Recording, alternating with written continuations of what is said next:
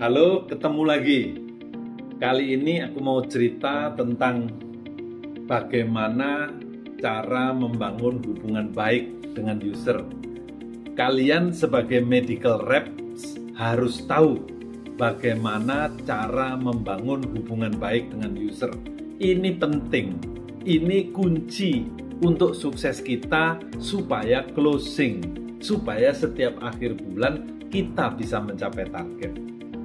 Ya, jadi ada 3 cara yang harus kalian ingat untuk membangun hubungan baik dengan user. Yang pertama, pengetahuan. Yang kedua, penghargaan. Dan yang ketiga, personal. 3 ya. Nah, pengetahuan. Sebagai medical reps, kalian harus memiliki pengetahuan yang cukup tentang produk. Biasanya itu disebut product knowledge ya, pengetahuan tentang produk. Jadi kalian harus bisa menjelaskan apa itu produk kita, untuk apa. Jadi produk ini masuk indikasi dan bagaimana dosis yang harus diberikan kepada pasien nantinya. Karena ini menyangkut indikasi, maka ya mau nggak mau kalian juga harus belajar tentang penyakitnya, disease-nya. Ini untuk penyakit apa? Penyakit itu apa sebenarnya, ya kan? Sehingga dengan pengetahuan yang baik, kalian bisa diskusi paling tidak di area itu dengan user. Nah, ini akan meningkatkan hubungan baik karena kita mendapatkan penghargaan dari user, ya.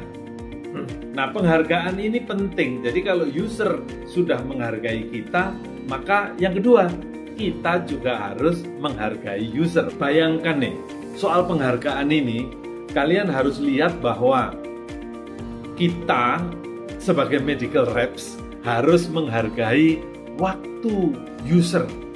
Jadi semua user itu bekerja berdasarkan waktu ya.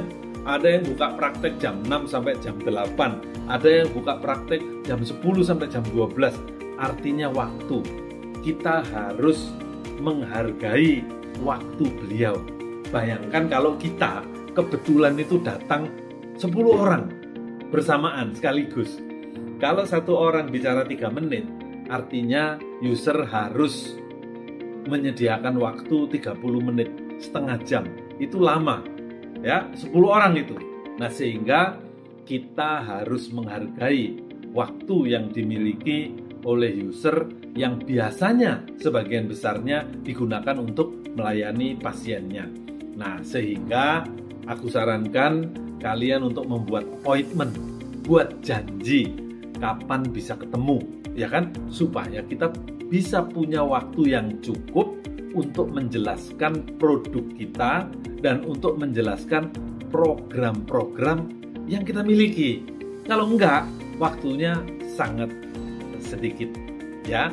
Nah, itu penting bahwa kita harus menghargai waktu yang dimiliki oleh user. Yang ketiga, itu soal personalisasi, personal. Jadi dalam hubungan kita dengan user itu mohon diingat bahwa user kita itu tidak sama semua. Jadi perlakukan mereka sesuai dengan personalitinya atau sesuai dengan individunya, sesuai dengan kebiasaan-kebiasaannya. Nah, dengan begitu maka hubungan baik kalian akan semakin meningkat. Kalau enggak semuanya sama, padahal user kita ini ada yang suka bercanda, ada yang pendiam, ada yang langsung, ada yang nggak mau basa-basi. Itu maksud aku, supaya kalian personalisasi, dicatat bahwa user yang ini maunya langsung, user yang ini maunya bercanda dulu.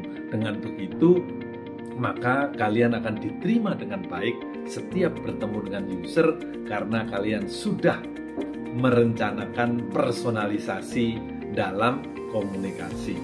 Gitu ya, terima kasih, sampai ketemu di warung kopi langganan.